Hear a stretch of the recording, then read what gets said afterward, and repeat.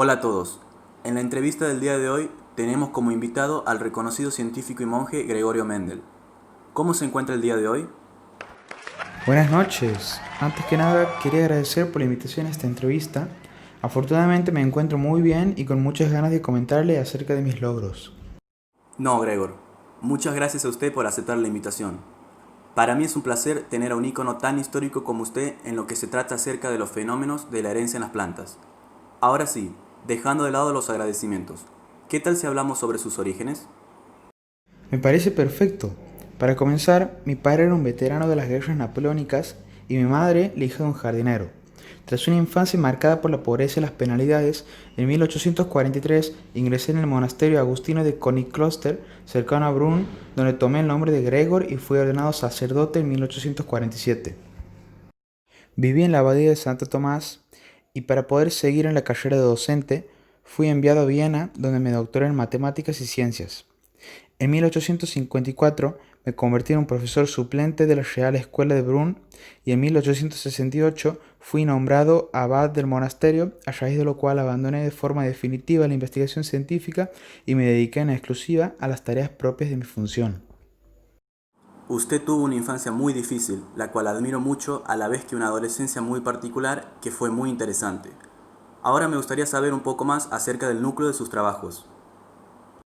El núcleo de mis trabajos comenzó en el 1856 a partir de experimentos de cruzamientos con guisantes efectuados en el jardín del monasterio y me permitió descubrir las tres leyes de la herencia o las leyes de Mendel como me las bautizaron hoy en día, gracias a las cuales es posible describir los mecanismos de la herencia.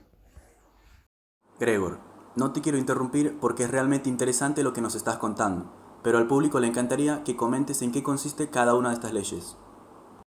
La primera ley o principio de la uniformidad de los híbridos de la primera generación filial es cuando se cruzan dos individuos de raza pura, es decir, homocigotos.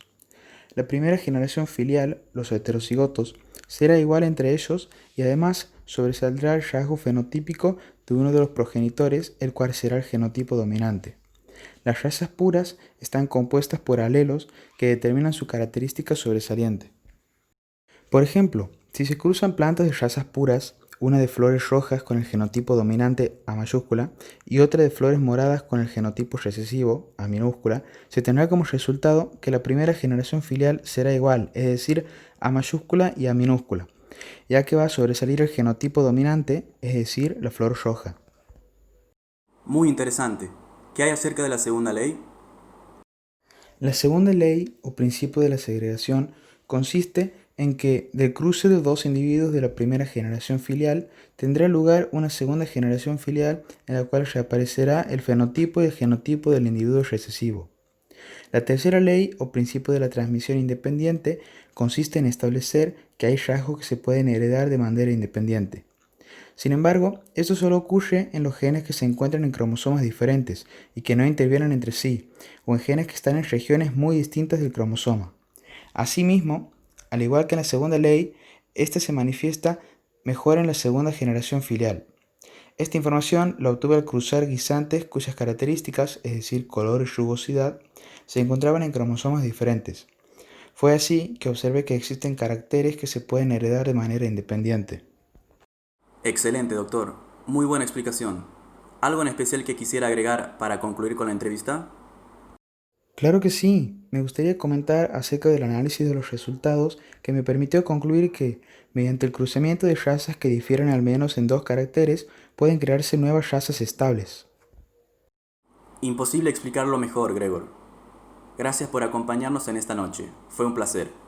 Esta entrevista quedará para la historia y podré contarle a mis hijos que tuve la oportunidad de hablar con un biólogo tan conocido como usted. El placer es todo mío. Me alegro de que les haya interesado mi vida y mis estudios. No hay nada más gratificante que eso. Estoy seguro que esto será una base para futuras investigaciones y permite mejorar la ciencia hoy en día. Fenómeno Gregor. Nos vemos.